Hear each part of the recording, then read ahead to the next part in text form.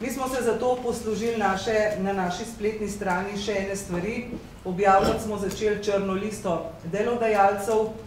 Na to črno listo smo se odločili razvrstiti podjetja, v katerih se dogajajo stvari, za katere ne želimo, da bi postali praksa drugih delodajalcev.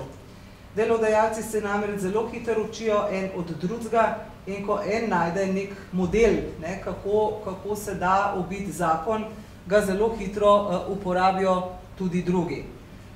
Listo A in listo B imamo na tej naši črni listi. Na listi A so izrazito slabe prakse, na njih boste našli recimo podjetje, ki gre zdaj v likvidacijo, to je STS v Mariboru.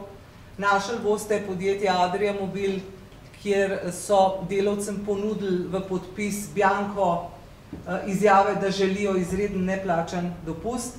In še 3 ali 4 podjetja s podobnimi kršitvami so na tej listi. In pa listo B, na tej listi pa so delodajalci, ki so znižali plače delavcem. Ne gre za vprašanje, ali je bilo to znižanje upravljeno v skladu z zakonom ali ne.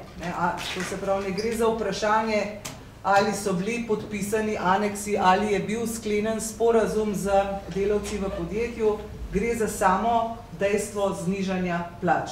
V sindikatih ne pristajamo na to, da to krizo ponovno rešujejo zaposleni. To se pravi tisti, ki so najmanj krivi za to, da je do te krize prišlo in da bodo na koncu in bančni sistem in slovenske tajkune in zavožene investicije in svetovno globalno pohlepnost, če hočete, plačali zaposleni, ki že sicer prejemajo minimalne plače.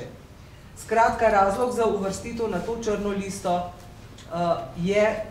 listo B je samo dejstvo, da so delodajalci znižali plače. In včasih se kot sindikati, moram priznati, počutimo nemočni, ker enostavno nimamo ne sredstev, ne metod takih stvari preprečiti in zanima me, kaj šele se dogaja v podjetjih, kjer sindikat ni organiziran.